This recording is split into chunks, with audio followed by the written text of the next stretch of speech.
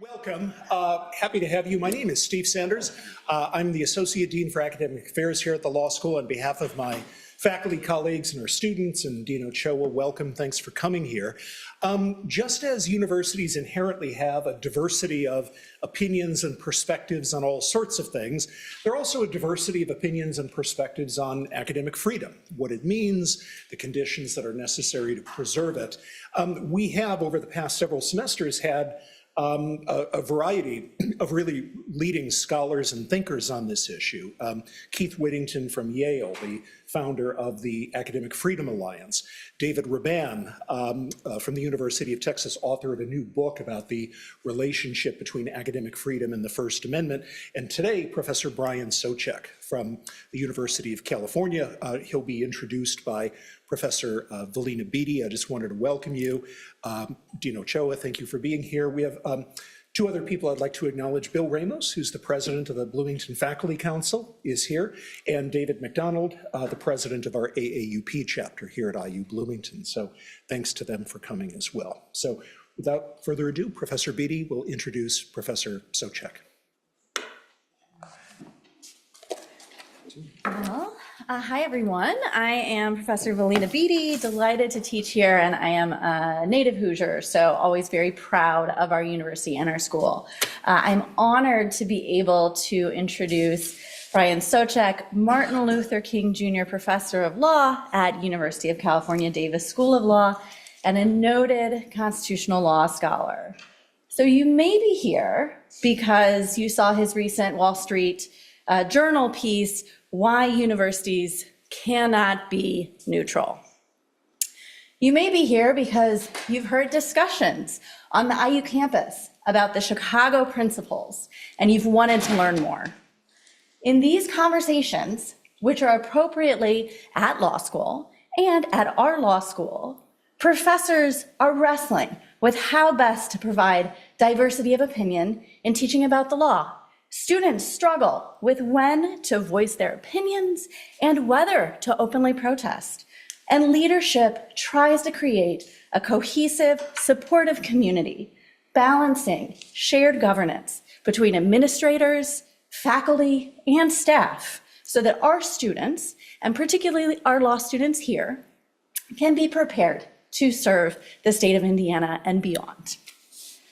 The Chicago Principles, proposed by the University of Chicago, where Professor Soucek spoke yesterday, and I believe the day before as well, they propose neutrality, that universities should not voice opinions on political and social issues. But as Professor Soucek points out, even the University of Chicago cannot and does not abide fully by that standard. In Professor Soucek's words, quote, to see that universities express their commitments as much through what they do as through what they say, is to see calls for neutrality in a different light. To put it bluntly, it's to see institutional neutrality as a myth. Universities are unavoidably opinionated. We're delighted to welcome Professor Soucek to speak on his new book, The Opinionated University. I recommend it. Academic Freedom, Diversity, and the Myth of Neutrality in American Higher Education, and help us navigate these questions. Thank you.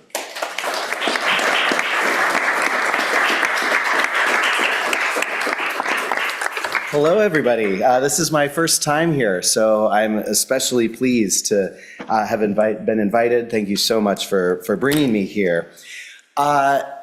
This great university is not alone in its newfound commitment to institutional neutrality. There have been, by at least one estimate, which I think is an overestimate, but still, 150 universities that have adopted, or as here, been forced to adopt some form of institutional neutrality policy just in the last couple years.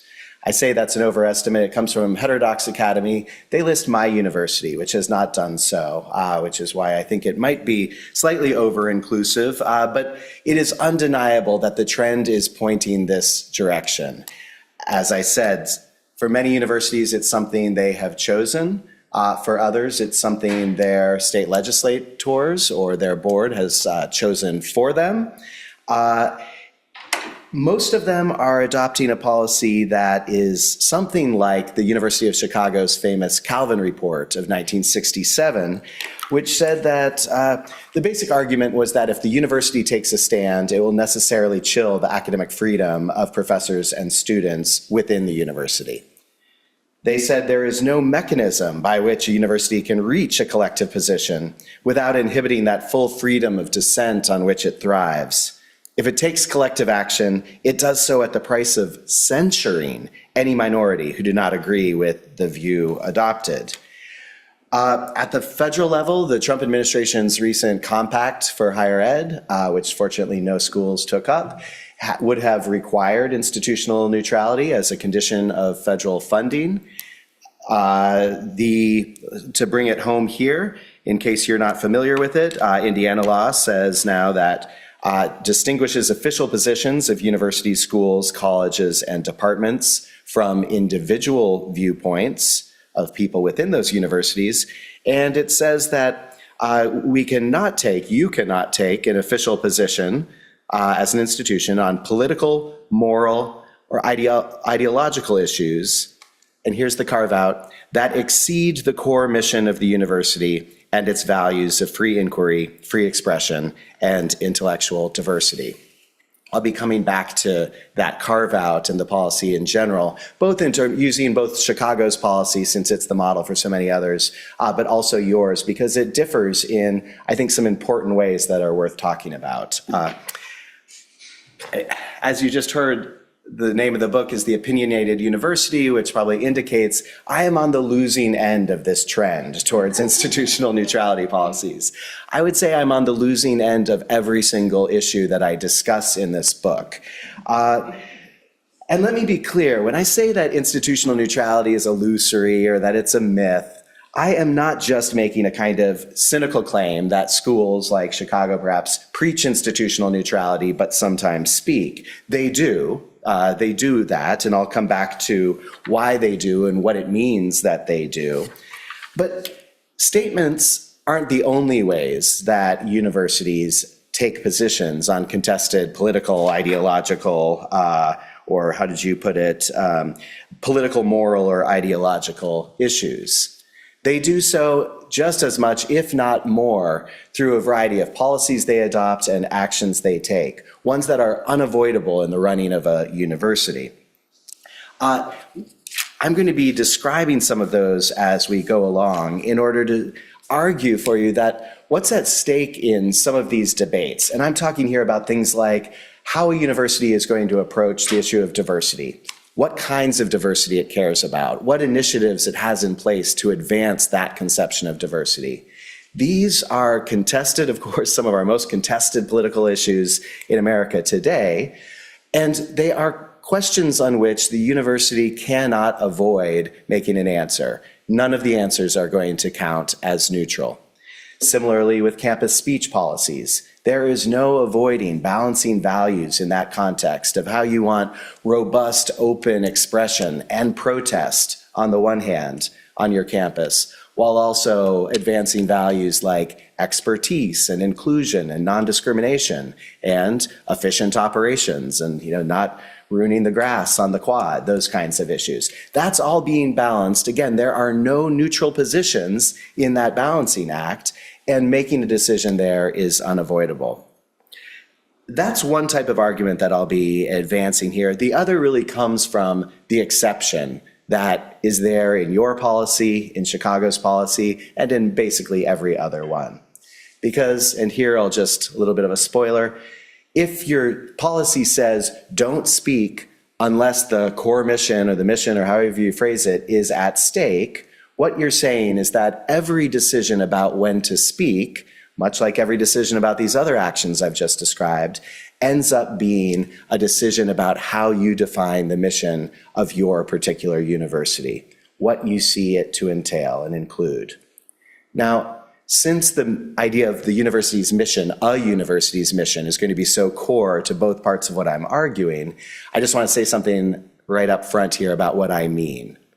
I do not just mean something that you find on the website as the mission statement of a university. I was giving a talk to my law school's alumni board last week, and as I was doing it, the chair of the board pulled up our mission statement and put it in the chat. I thought, oh my goodness, that is not what I'm talking about. It's certainly not the only thing I'm talking about. It might in some ways be contradictory to what I'm talking about. I'm looking for a much thicker conception of what a university sees as making itself a place. What makes Indiana University different from the University of Chicago or the University of California or Notre Dame? These are different schools. And where would we look to see the differences? I'd like to argue that we would look at your curricular strengths, at what types of faculty you're investing in, what kinds of admissions priorities you have, who you really think of yourself as aiming to educate, to what extent you, like your school, like mine, has a special, not exclusive, but a special dedication to the people of our state, perhaps to social mobility. Perhaps you don't care about social mobility at all. You're just trying to maximize Nobel Prize winners. You could look to the budget and find out more about an institution's mission, I think, than looking to its mission statement. And even when schools have similar curricula, I tell a story at the start of the book about there are 3 times in which I've either taken or taught a great books class, the sort of Plato Donato set of readings that are so common. The first was at Boston College, where I went to school. And there, the great books were meant as a kind of moral or spiritual discernment, trying to help you figure out what it makes for a life worth living. Then I went to Columbia for grad school, same books. I was teaching them this time as a grad student. But there, Columbia had started its core in World War I in order to teach the boys what they were going to be going off and fighting for. It was all about the origins of our democratic values. Then I went to the University of Chicago, famous for its great books curriculum. There, I think we taught the great books because they were great. They were hard. They were the kinds of things that educated people were meant to know, on Chicago's view. 3 different schools teaching the exact same books for 3 very different purposes, I think in ways that are reflective of 3 different educational missions, 3 different university missions. So that's what I'm talking about when I talk about the mission. So now with that in mind, let's go back to the idea of actions. To emphasize, before I do that, no, I need to say one other thing. One thing that's really interesting about your policy here that I need to continue thinking through as I'm talking and answering your questions, and I invite you to continue thinking through, is that unlike in any other place that I've yet visited, or any other policy that I have yet seen, I think, your institutional neutrality policy actually includes the mission within the policy itself. You say in your newish policy, the mission of the university, and that says the mission in quotes, is to provide broad access to undergraduate and graduate education for students throughout Indiana, the United States, and the world, as well as outstanding academic cultural programs, student services. You seek to create dynamic partnerships with communities and economic, social, cultural development to contribute to economic prosperity in Indiana and beyond. You offer leadership and creative solutions for 21st century problems. And the university strives to achieve full diversity and maintain friendly, collegial, and humane environments with a strong commitment to academic freedom. Now, I just flag this because I'm fascinated by that. I have been going around preaching this idea of a university's mission is rightly and deeply contested, and this is where we should be focused, not hiding behind this veil of neutrality. And yet you come out and just say right there in the policy what you mean when you say you can speak if it implicates the core mission of the university. I don't think you avoid the problems I'm about to raise by including directly your mission statement into this policy. I think if we look just at things like a strong commitment to academic freedom or strives to achieve full diversity, we still have open, even with more words added in the policy, everything that I'm about to go through. But I want to be transparent about that just in case you think I'm wrong on it. So let's just start with actions like a diversity policy. I think this issue was already there in the genesis of the Calvin Report at the University of Chicago. Harry Calvin, who wrote the report, great First Amendment scholar, was actually chairing 2 faculty committees in 1967 when he wrote what's now referred to as the Calvin Report, the one on political and social issues, and then a disciplinary committee for students at U Chicago that had taken over their administrative building. What were the students mad about? 2 things. The university sharing class ranks with the draft board, and they were calling for divestment from apartheid South Africa. Notice, neither of those things primarily involved the university putting out a press release or, were it possible at the time, sending an email as we do now, putting something on the website. They weren't looking for statements, they were looking for actions. And the choices of action that they were calling, the decision there was unavoidable. The university was going to send the class ranks or not. It was going to keep investing in apartheid South Africa or stop doing so. It was going to use its investments with an eye towards social values, or it was going to engage in profit maximization. There was no avoiding that. And I think discussion of the Calvin Report and institutional neutrality more broadly has really lost that focus, the idea that there is no, as far as I can tell, principled reason for focusing solely on statements as opposed to any of the other types of actions that universities are engaged in. And that's why I start with a quite long chapter on diversity statements as a stand-in for diversity initiatives more broadly. I have a lot to say about those. There's something we use that we have for a while now used at the University of California. We have taken some steps back from that policy just in the last year. But in my work in the academic senate there were many who were questioning whether the use of mandatory diversity statements, asking faculty, what have you done to contribute to this part of the university's mission, whether that was consistent with our commitment to academic freedom, or whether it was viewpoint discrimination prohibited under the Constitution. And at one level, you might say, why all this fuss over a page in an HR file? And of course, it's because what we're really doing in that debate is talking about what is the mission, the role of diversity in my university's mission. Our regents have said that diversity is integral to our achievement of excellence. Well, if that's the case, then presumably contributions to that part of our university's mission are things that should be rewarded. And if they're to be rewarded, if they're to be counted among what we look at when we look at academic excellence, what it means to do my job well, then they need to know about it. The university needs to know about it, and that's where diversity statements come from. I would say as a constitutional matter, since that's what I do for a living, that the same result. We often say that you shouldn't have viewpoint discrimination in hiring or in advancement within universities, but that's just totally false. Every tenure decision employs viewpoint discrimination. The whole point is to decide whether the views expressed in somebody's work are good or not. Same with hiring, same with grading your papers if you're a student.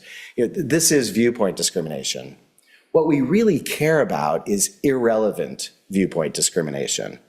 So Robert Post, the First Amendment scholar, has this example of what would we think if the chemistry department were only giving fellowships to people that opposed abortion? On the one hand, you'd say that's outrageously viewpoint discriminatory.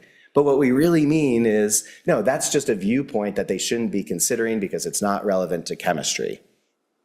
What does that mean for me? It means talking about whether diversity statements are viewpoint discriminatory as a constitutional matter really boils down to, are the contributions we're asking about relevant or irrelevant to my job description, relevant to my field? If we're asking about, and I think the answer to that is often just prejudged, it's assumed. When the American Enterprise Institute wrote a report on diversity statements, it was entitled, Other Than Merit. But really, that's the whole question, whether this particular university sees contributions considerations of who is benefiting from your teaching and your research and your mentorship and your service, whether they abstract that away or whether they see that as relevant to the quality, the contribution of what you're doing, the extent to which you're advancing that university's mission. It all comes back to that. And I say in another long chapter on student speech that that's true of campus speech policies, both for students and faculty actually as well. Even in a world where we're governed by the First Amendment, that doesn't provide us all the answers. If that provided us all, if the First Amendment provided the answers, you wouldn't be having this discussion about the Chicago principles. There's so much wiggle room in which you decide and help define your mission as you decide how you want to balance just open discourse, a kind of enforced viewpoint, neutrality, versus employing expertise, versus, as I said earlier, efficiency. And it's not just these sort of big issues that we always think about, like diversity and like campus protest. There are everyday decisions going on constantly at every university in which the university is expressing its values and doing so presumably on the basis of how it sees its mission. And here I'm just thinking about things as banal as the names we give our schools and our buildings and our professorships. I'm very lucky. I teach at Martin Luther King Jr. Hall. We've been able to keep that name, but some of the schools around me have not been so lucky. Down the street from us, Bolt Hall, which is UC Berkeley's law school, is no longer called Bolt Hall. Bolt was pretty horribly anti-Chinese. And what was once Hastings in San Francisco, where I live, is now UC Law SF. It's not a very catchy name, but the old name was associated with the murder of Native Americans. And so they've, of course, expressed their values by changing that name. The University of Chicago is not immune to these temptations. If you go looking for what was once, not long ago, the Oriental Institute there, you will not find it by that name anymore. A professorship at Chicago, the Robert Millikan Distinguished Chair, is no longer called that. Its holder was just very quietly given a new name after Chicago and other institutions had decided they no longer wanted to be associated with his ties to eugenics. These are all ways of expressing views through our actions, of expressing what Chicago's once provost, Jeffrey Stone, who wrote the Chicago Principles, he once said in the midst of a divestment controversy, this time about Sudan, he said, "Those who demand divestment want the university to make a statement about what is morally, politically, and socially right. And that is precisely what the university should not do." As you can gather by now, I just think that argues for far too much. It cannot be right. His university was saying what it sees as socially and politically right and wrong when it got rid of Millikan's name or when it got rid of the word Oriental. This is something that we do on the regular in matters small like those and much larger like I was describing. And we do it as well. We argue, we express our values, and we express something about how we see our mission when we decide to make statements, even when we have a policy like yours or like Chicago's. And that's because of that carve-out. If Chicago is saying, don't speak on issues that are social political unless they threaten the very mission of the university, then you are necessarily saying something about how you see your mission when you're deciding whether to speak or not. And same, of course, for the new Indiana policy, no official position on political, moral, ideological issues. That exceeds the core mission of the university.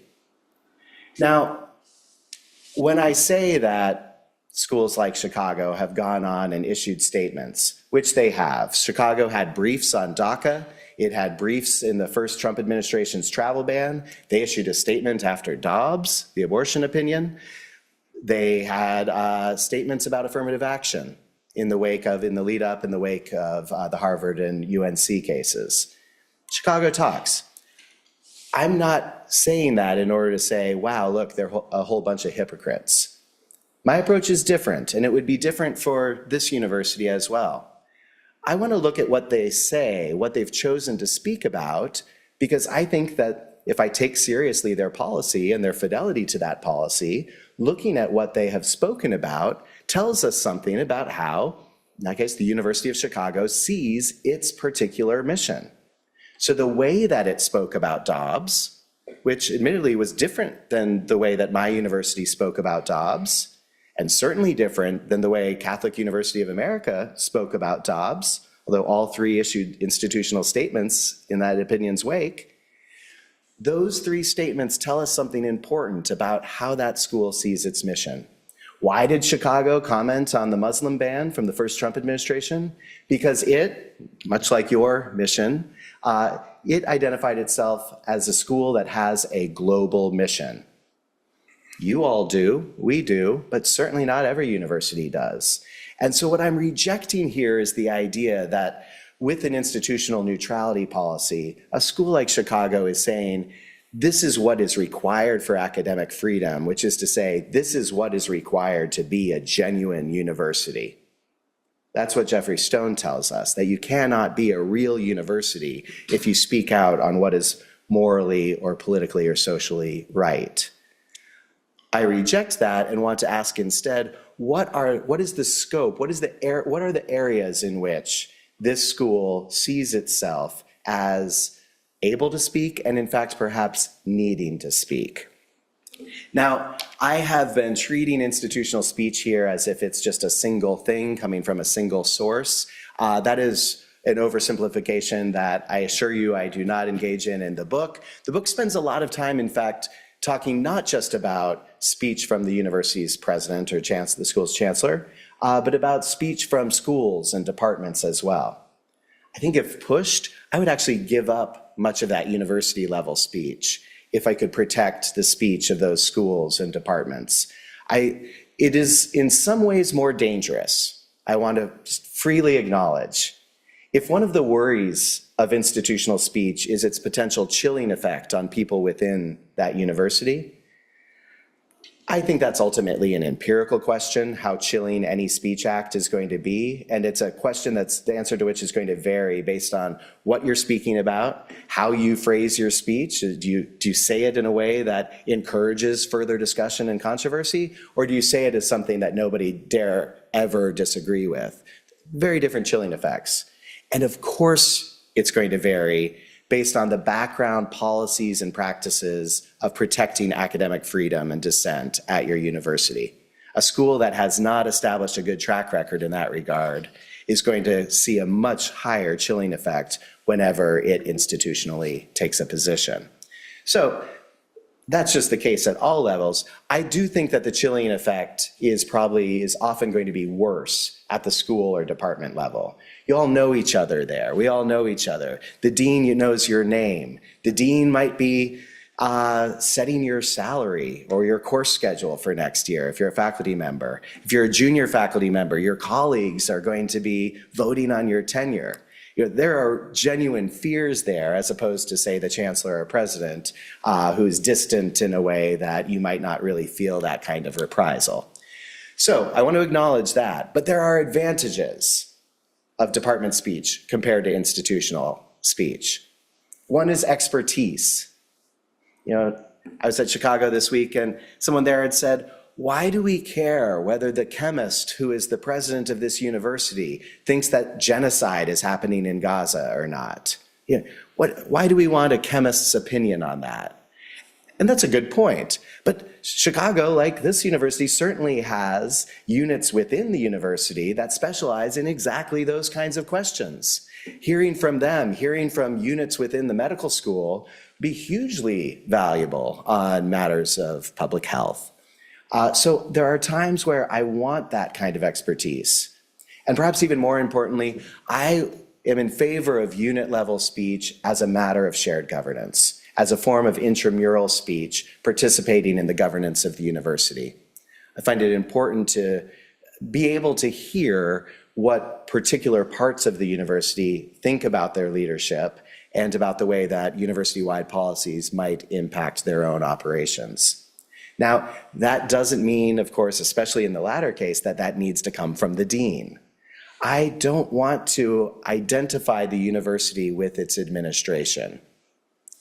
There are complicated questions here, and they're very much worth following up, but we have a bylaw at my school now, for example, that allows speech from the School of Law, either from the dean, she can speak on our behalf, or from the faculty after an anonymous majority vote. The faculty can speak on behalf of the School of Law. And there's some practical utility to that. It came up recently when we wanted to speak out on the issue of military recruiters at our school. In an age of a trans ban in the military, having military recruiters on our campus literally violates our non-discrimination policy. That was true, of course, in the first Trump administration's ban, and it was true years ago with Don't Ask, Don't Tell. What are we to do? Well, we can't keep them up. It would be a bad idea for us to not allow them access. The entire university would lose almost all of its federal funding under a federal law, the Solomon Amendment. So the right choice is clearly to let them on, but that's a choice that comes with harms. It is harming our values, it's violating our policies, and of course it's harming a subset of our students. So what are we to do? Well, one of the options is speak out against it. As a unanimous Supreme Court said back in the Don't Ask, Don't Tell era, he said, just because you're forced to allow access to the recruiters doesn't mean you can't have a sign on the interview room door saying, these people discriminate, these people violate our policies. We call for a change to this policy so that all of our students who are interested in service would have the opportunity to do so. And we stand with our trans students. We can say all of that. There was a moment this time around, unlike the previous two, where it didn't seem like my dean was going to be able to say all of that. She's an at-will employee. She can be replaced if higher-ups don't like what she says on behalf of the law school. That's not true of the faculty of law. We cannot be replaced in that way. And so we stood ready there to make that statement on behalf of the school ourselves if she wasn't able to do it. I think aside from the utility, it also makes a larger theoretical point that we shouldn't just always identify a university as being the administrators that happen to run it. That last example is part of a category of speech that I spend some time in the book encouraging. And I just want to end with this, maybe one more story about institutional speech that of a kind that I care about, because I think underlying a lot of these discussions, there are the genuine worries of chilling and external effects and reprisals and all this kind of thing. There are real worries that motivate institutional neutrality policies, misleading as I think that term is. But underlying all that, I think, is a common feeling that it's just not worth it, that the kinds of statements universities have traditionally made just don't do anything. And so why go to the trouble? And so it's important to me to try to identify a type of statement, a category of statements that I think is important, where it's not just virtue signaling or an email you get and immediately delete, perhaps because you see statements as inconsistent with the expressive actions that your university is engaged in. You know, one thing that makes statements really pointless is if the university is saying one thing, including that one thing might be, hey, we're neutral.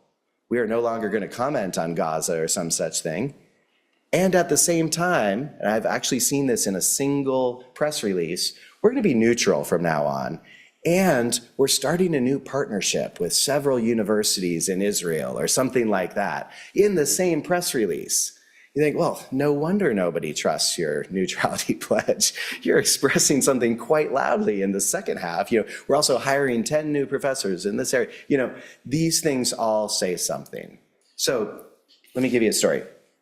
The category is this. It's when a university has facilitated or taken part in a harm on its campus. That's what I think was happening in the military recruiter case. We were allowing and in fact facilitating a harm to happen. And again, it was a harm to some of our students directly, and it's a harm to our values. We were allowing a violation of our own deeply held commitments. Although that was the right choice, I think that doesn't mean there were no harms, and we have a duty to address those harms if we can. There are a number of cases where I tell a story about blood donations and how we addressed the discriminatory nature of those in past times. But I think it's especially applicable, although controversially so, in instances of campus speech that threatens to harm a university's values or a subset of its community members. So this final story. A few years ago, our local chapter of Turning Point had gotten Charlie Kirk to come to campus. Tensions were fairly high. We had had a different Turning Point event the previous semester that had gone badly. There had been violence. The event wasn't able to go on. We were deeply embarrassed by that. Lots of discussions about how much money we should be throwing to make sure security would get those kinds of events to go on, because we were committed to living up to our constitutional obligation to be viewpoint neutral in that sense and allowing any speaker who is properly invited to speak on our campus. That was important to us. So there was a campus town hall with the chancellor sitting in the front row about free speech on campus. I was one of the speakers, and I had looked at the press release that they had originally planned, and it was one of these kind of wishy-washy, we love the First Amendment and marketplace of ideas, and all ideas contribute to the truth somehow, and said, well, that's not exactly what the First Amendment requires. The First Amendment requires that we ensure this event goes on. We have to make sure that our students are able to invite speakers that they want to hear and that they are allowed to hear them, because we make that happen. It does not require this institution to say that all speech is valuable. Some speech is trash. That's just a fact. Some speech is hateful. Some speech is completely devoid of truth. Some speech is just not worth the paper it's printed on. I'm not saying here what speech that is, but that is just true. And so the university doesn't have to be implicitly endorsing, more speech is better or anything like that. It needs to make sure the event goes on. It can, even as it makes sure the event go on, as it protects the right of those students to have their event, it can be stating its own values in contrast to that speaker, should they be in conflict. And lo and behold, that's what the chancellor did. On the morning of Charlie Kirk's speech, he released a 3-minute video in which he talked about the First Amendment values that were at stake, the importance of having a diverse range of speakers invited by our students that have a diverse range of ideas and viewpoints, started with that, and then said, however, it has to be said that this particular speaker has called for violence against trans students, has come after and exposed undocumented students. Those kind of speech is inconsistent with our principles of community and our university's values. We stand with our undocumented and our trans students. Within minutes, Charlie Kirk was on Twitter playing the video, commenting on it in real time, saying that it was defamatory, and saying that the chancellor had violated his duty to neutrality. Don't know where that duty was said to come from, but that's what he was claiming. That night at his event, which did go on almost without a hitch, he spent the majority of his time talking to the video of the chancellor that he was playing on a giant screen behind him, and not doing his standard spiel about our trans students and our undocumented students. From my viewpoint, he was punching up rather than punching down.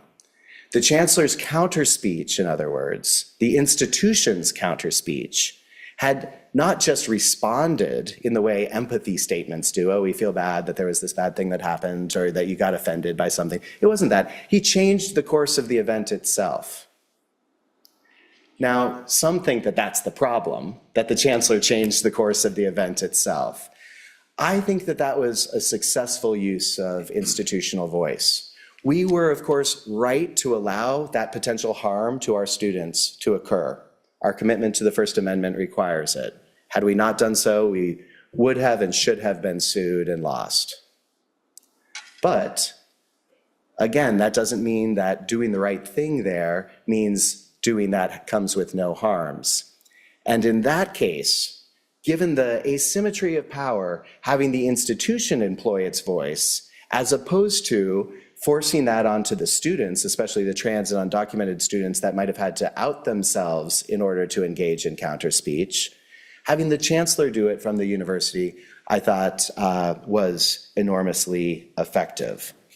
Now, does that mean they should be speaking about every controversy on campus? If one of your professors here writes something that offends people, does the chancellor need to weigh it? No, no. If I could replace all these policies with my own, it would just say something like, only speak if doing so advances the mission of your unit or your university. And I don't think that weighing in on an article that's published that gets people mad is a way of advancing the university's mission. We advance our mission, our scholarly mission, by having people publish things and their peers publish things that say why that first thing was junk. That's the kind of scholarly discourse that leads to advances in research. And getting in the middle of that institutionally, I think, would have harmful effects. It would suggest a kind of distrust of academic freedom, a lack of support for it. I think that's a very different case than the Charlie Kirk chancellor case that I just described. Although that, like everything else I have said, I am very open to your counter arguments and your objections and your thoughts, which I very much welcome. Thanks.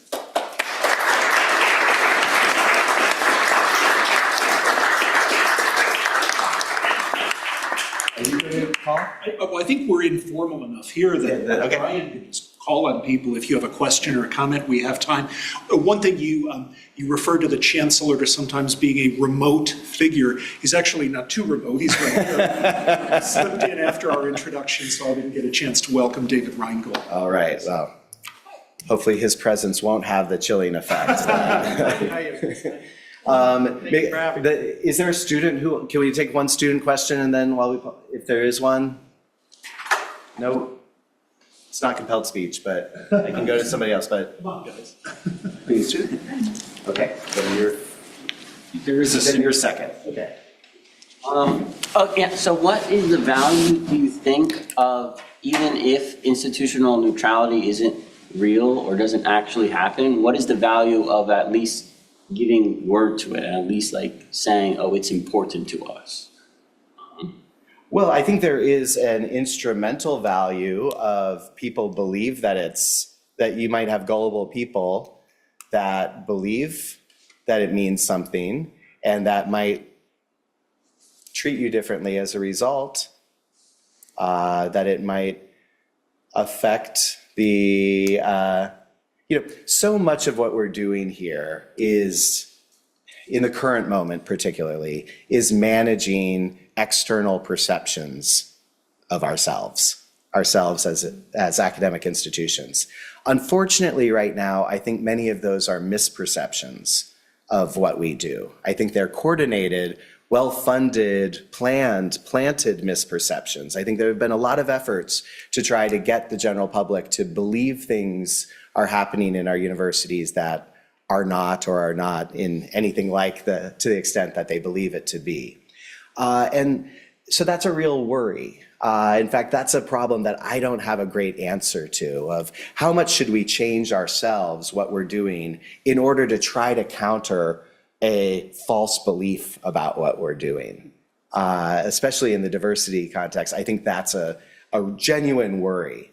And so I think many see commitments to neutrality as signaling something to the world, something that would be valuable, which is, send your kid here, they'll get a fair shake at Indiana University, right? And that is a valuable signal to send to the world, even though it's, the falsehood is not that they're going to get a fair shake. The falsehood is that silence on the part of certain individuals within the university is what is necessary to give them a fair shake. Yeah, well, one question I had, or one comment is, I'm not sure that I heard you address why the the individual faculty member, the individual student isn't the best unit to express views as opposed to higher units. So these statements about institutional neutrality, the Chicago, that Heterodox Academy, they focus on the individual student or faculty member being the best. And it's not clear to me why that isn't true and why we shouldn't champion and encourage the strength, the ability, the capacity for those individuals to do so, to duke it out, to hone their differences of opinion instead of allowing some higher level to kind of do it for you. Good.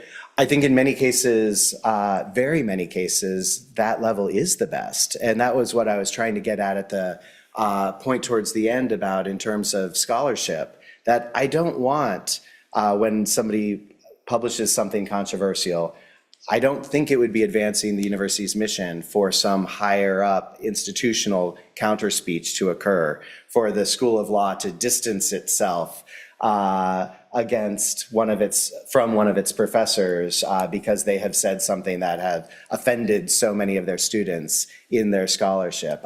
Because the individual, that is the level at which we advance. But that's not the only way in which universities express things. And there are choices that are undeniably and necessarily collective happening at our universities that are expressive. And I don't think that, for example, the attacks from the Trump administration are best responded to at the individual level by you writing something, by you writing an op-ed. Great that you do. I certainly have. But I think that the University of California should be saying something about those. When my school is allowing military recruiters that discriminate against our trans students onto our campus, I think it's right for our school to make a statement about that, not for the trans kid or not for some sympathetic faculty member or not just for us. I think that demands an institutional response because it was an institutional harm. I think when we're talking about the values of the institution is within its rights to be making those kinds of statements. And then, of course, through shared governance, through intramural speech, or through extramural speech, you and I as individuals have every right to say why that institutional speech was misguided. Thanks for the talk. And I'm going to preface this by saying that I sort of intuitively agree with your critique of institutional neutrality. But one of the things that I'm kind of wondering about, and I'm curious about your response, is that there seems to be a difference between institutional statements on the one hand and sort of policies that inevitably signal a position, right? In that when you're talking about statements, it's okay, who speaks on behalf of the unit or the university, right? You mentioned the dean or the faculty voting in a council, but there's an official mechanism to speak on behalf of the university, right? So many of the other things that you mentioned, right, like the university's position on investment in South Africa, right, or in Israel, right, or something like that, those can be read as different things, right? It can be read as the university just favoring profit or having conflicting priorities or whatever. But the question of what the university stands for is not automatically resolved, right? Whereas when you're talking about official channels of communication, then there's no longer a possibility to dispute, right? Insofar as you associate that with the university speech, then that is the university's standpoint. But it ceases to be contestable, right? And when you're talking...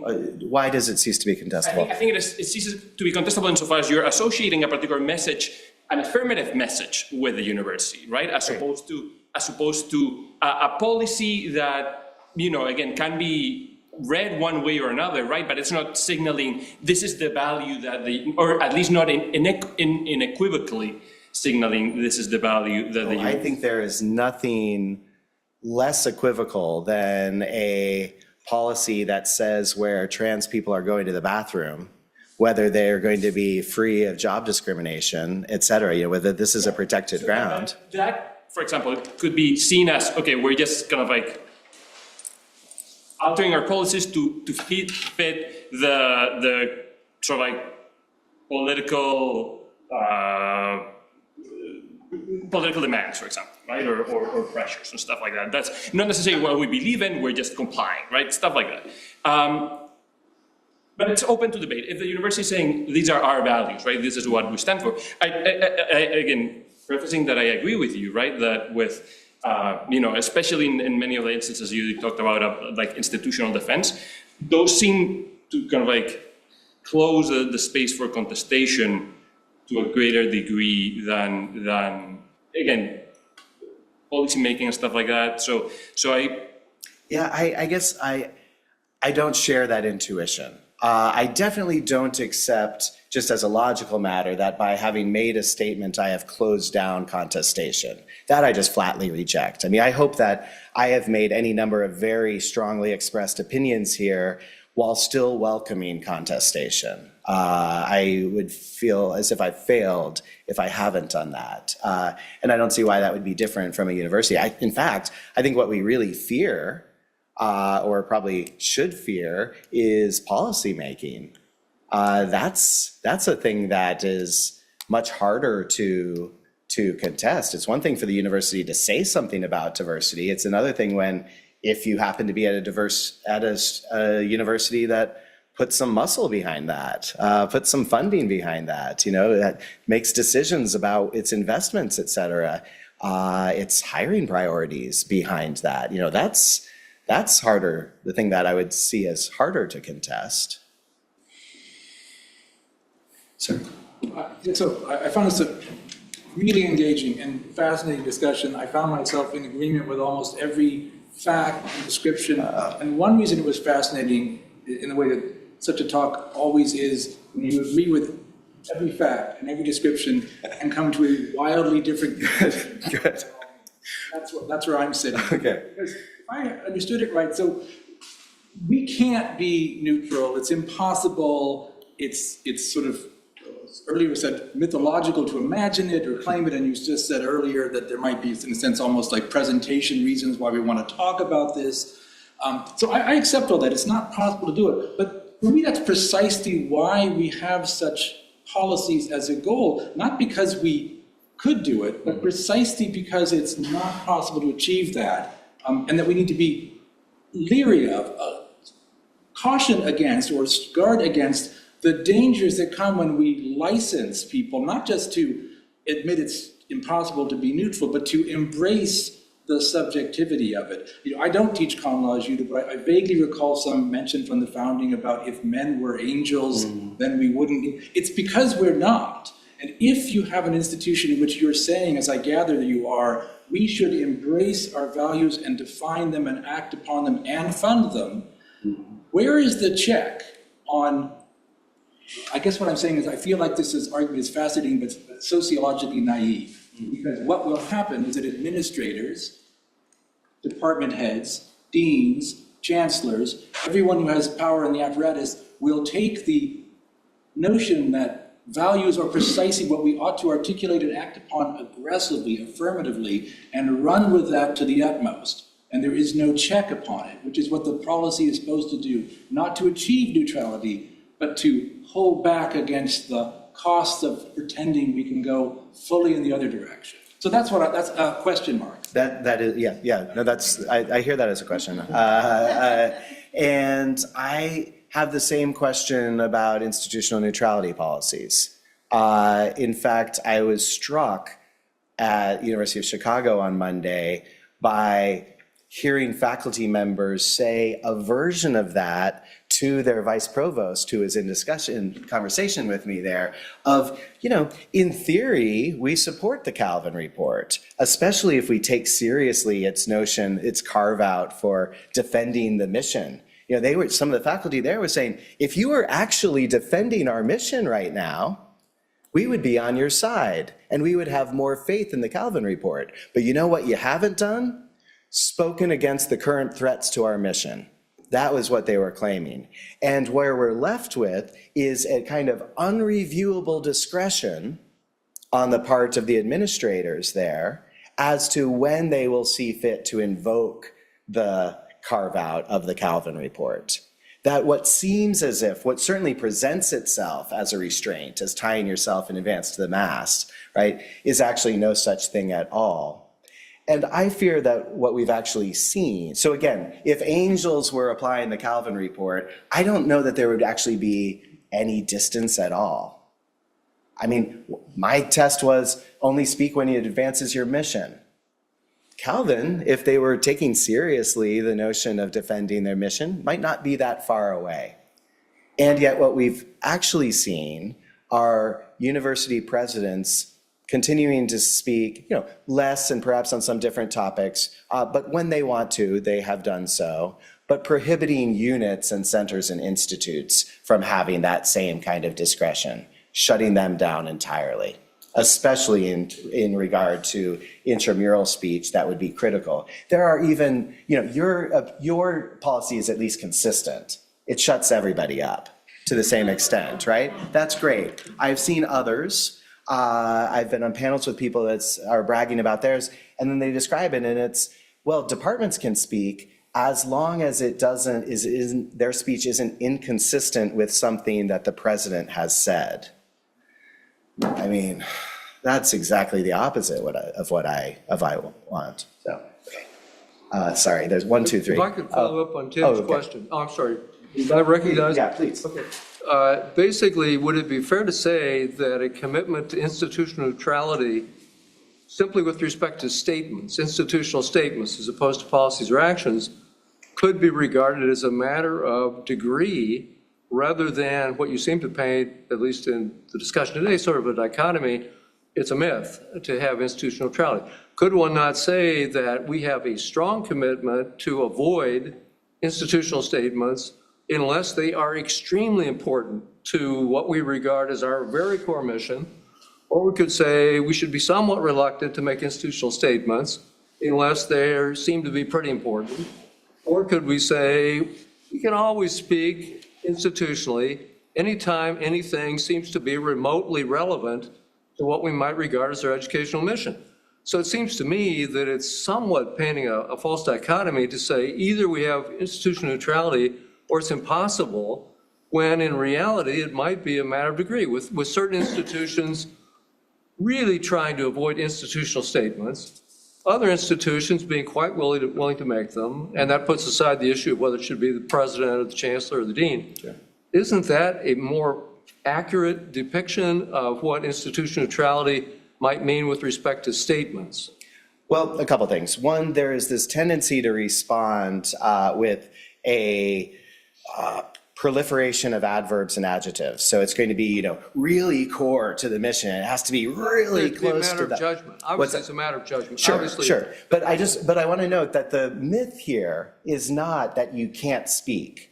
I can imagine a rule in which I would my claim is not, in other words, that there is no such thing as neutrality or that silence always equals the status quo or anything like that. People make that claim. I do not. Let me be very clear. The reason why I say that neutrality is a myth in this context is because of the carve-out. If we had a rule that said never issue statements, then I wouldn't be making this claim. We have that in a limited context we actually do have it, of never make a statement on electoral politics, never endorse a candidate. It's a state law in California and IRS regulations require it. So nobody should ever see as expressive our failure to endorse a candidate in an election. University of California is saying nothing with that. But that's not what you have, and that's not what Chicago has and everyone else. They have a thing that says, and no matter how tight you want to make it, it's, when the mission is at stake, or when the very core of the mission is at stake, or, something like the very core of the mission is at really bad stake, whatever you want to say, you are depending on a concept, a criterion that is, I think, deeply and properly contested, and on which there are no neutral answers to what is the core. And that is what makes neutrality unhelpful, I believe, is the failure to recognize that however we phrase it, and yes, it could be, look, a recognition that our mission is very seldom advanced by the president talking. Yes, But we are still going to be engaging and needing to engage on those debates about, does defending against the executive order, defining away the existence of trans people, is that something that is core to our mission or not? And that's the kind of contestation that I'm talking about. Sorry, Andrew. Can I just shift you to get us to think about who decides who the mission is? Great, yes. So, I mean, this is a little further down the line in your argument, but I mean, just to use the modalities of constitutional interpretation that are in vogue, if the University of Chicago's mission was defined by its founder, a kind of originalism idea, John D. Rockefeller, devout Baptist, the thing he cared most about for the plan of the university was the huge cathedral, right, Rockefeller Chapel. We wouldn't say the core mission of the University of Chicago is informed by Rockefeller's faith. That's right. Right? If it's history and tradition, and we want to think about what the university has done in the past, right, then we've got all kinds of issues at all kinds of American universities given their conduct. Yep. So is it faculty? I mean, at a public university, I actually think that state legislators and Indiana residents and taxpayers have a claim on what the mission of Indiana University or Purdue is vis-a-vis Notre Dame. So I guess I'm asking you like the classic public law question, which is who decides? Yeah, good. Yeah, I've been trying to think a lot recently about whether I would say all of this about corporate speech. Do we want our restaurants to be neutral, or do we like having In-N-Out Burger with religious? I guess that reference doesn't hit out here. Do we want Chick-fil-A on the one hand, or Starbucks when they had their anti-racism cups on the other? Or do you just want them to sell coffee and burgers and things, right? Chicken. And I actually think the debates are very strongly analogous, but for the question that you just asked, which is to say, the thing that might seem like a disanalogy is the Calvinist point, which is if you aren't institutionally neutral, you are not a genuine university. And we would never say that about restaurants, right? That Chick-fil-A isn't a genuine chicken restaurant because it's got political stances or something. That we would never say that. But I, of course, don't buy that for Calvin. So put that aside. The one difference is I think these positions need to come from shared governance, just as I think all of the mission-setting decisions in the realm of university actions should be the result of robust shared governance. And there's no parallel. Yeah, sure. I mean, it's officially the joint action of at least the faculty, trustees, and administration, perhaps other relevant stakeholders, which you identified some in the context of public education. There are places that students could be involved, alums, with each taking the lead and receiving the most deference in the area of their primary competency. So that faculty would be taking the lead in matters of curriculum, admissions, hiring, et cetera. Administrators and others would be taking the lead in financial type operations. Your budget example I don't love because who controls the budget at a university? I mean, if we're going to look for the meaning of mission, and it really matters. And you're pushing on the mission statement. Conceivably, there could be like a deliberative process by which, through shared governance, the university lands on its mission. And that seems less idiosyncratic than budgetary. Yeah, and perhaps we're idiosyncratic in having shared governance involved in the setting of budgets to a different extent than other schools might. But sure, I mean, in the sense of 5-year, 10-year plans, where we're going to be investing, where we see the university growing, in which directions, what we see as our priorities moving forward. Yeah, I don't want to ignore that in talk of mission because, there is this kind of originalism worry in putting the mission statement in your neutrality policy as if, of course, leadership in creative solutions for 21st century problems presumably isn't going to last forever, like in the 22nd century. I think so. We see it in where Indiana University sees itself going, and I just don't. This is a kind of existentialist point. At a certain point, you can't keep doing the same thing and then denying you're that thing. That yes, you are not defined as a thing. You always have freedom to change. It would be bad faith to just say, oh, well, I'm this, but it's also bad faith to do that over and over again and then say, oh, but I'm not that. And a university that consistently is investing in something, I struggle to have them say, oh, but that's not part of our mission.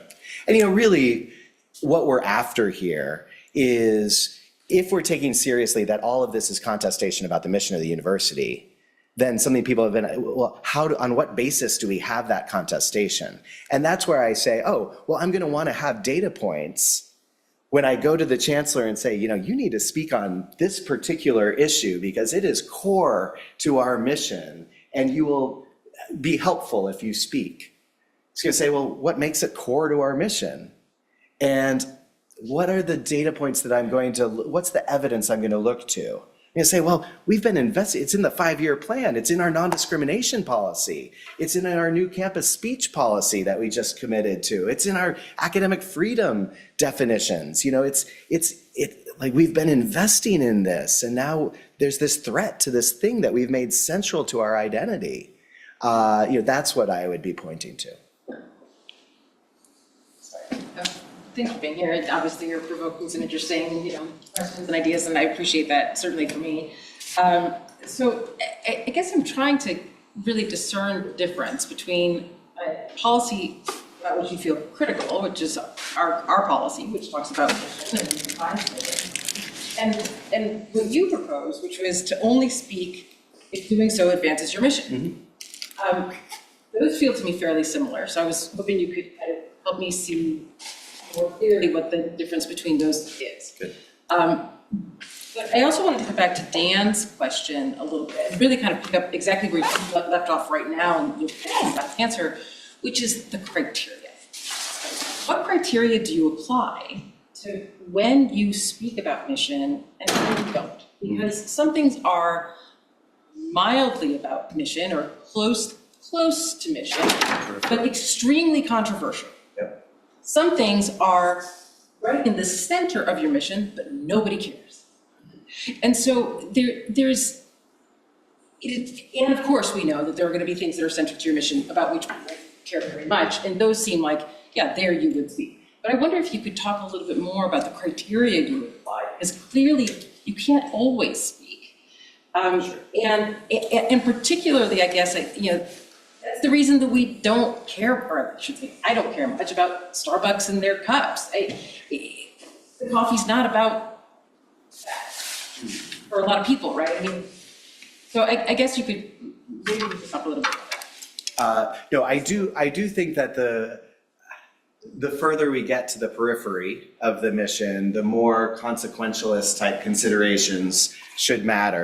We're at the core, and it's going to alienate donors, and students might affect admissions and things like that, and faculty will be mad. Yeah, those considerations matter a lot more in deciding whether to speak there, as opposed to there have to be some core issues that there are presumably some issues that are central enough that if somebody can't get on board with those, they should be donating elsewhere.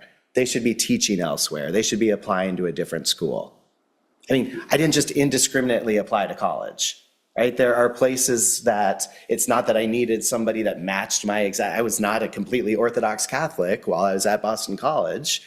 And yet, there are other schools that I just would not have applied to because of a difference in those core values. So yes, that's well taken. How is it different than your policy, is where you started there?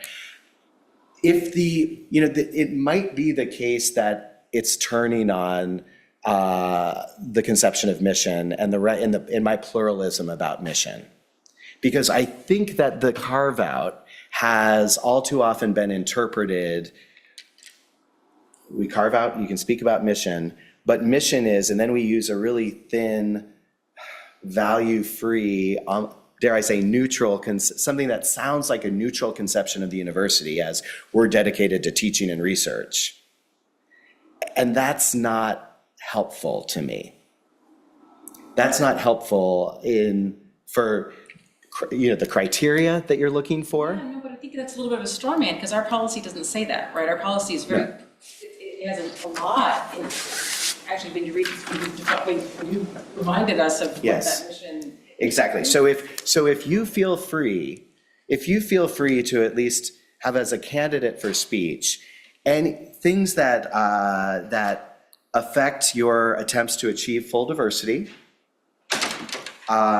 things that affect your ability to maintain a friendly, collegial, and humane environment, things that affect your strong commitment to academic freedom, your dynamic partnerships with your community, your global role in the world, which would perhaps, if you're University of Chicago, now allow you to weigh in on DACA and the travel ban and any restrictions on visas right now, then, I mean, you've gone further than I have. That's what I was trying to. Then yes. I would be shocked if that's how people here read that policy.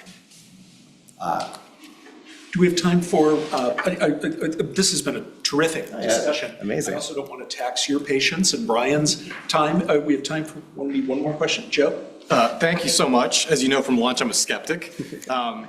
And so I want to dive back into the diversity statements. And I haven't had a chance to read the book yet, but I listened to a couple of your interviews. And you say about diversity statements, well, these are not loyalty oaths. And I agree with that as form over substance. But I was wondering if you might agree that they're litmus tests because they're measuring something.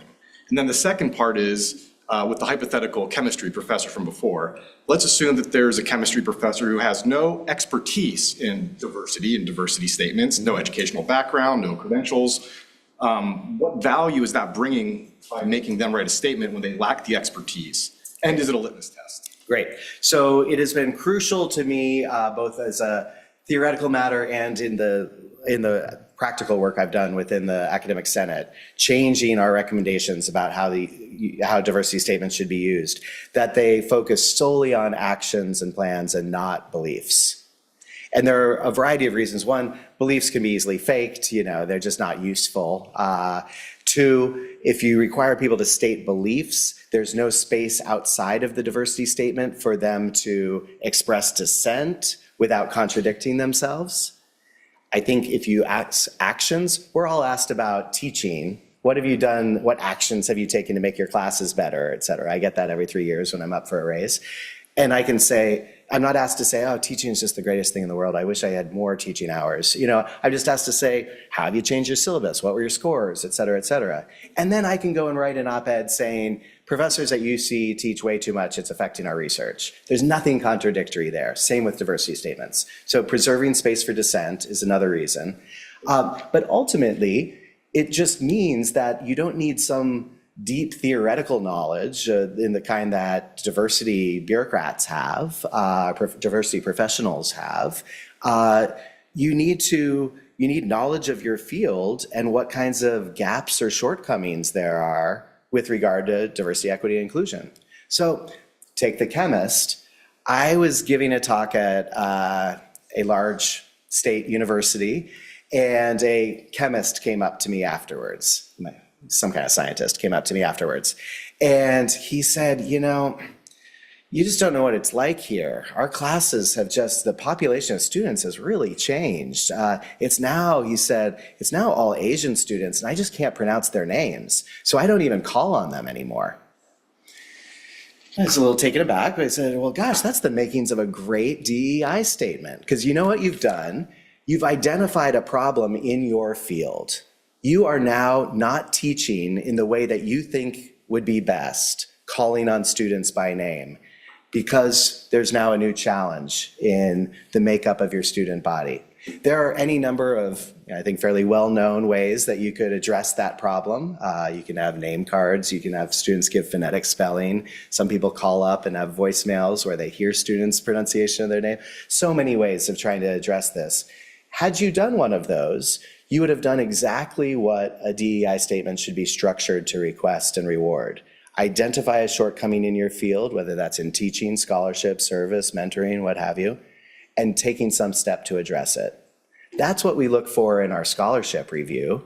What gaps have there been in this field, and what have you done to try to make progress there? And that's what I think we should do in DEI statements. And none of that is a litmus test, much less a loyalty oath. Okay, thank you, everybody. Thanks for being here.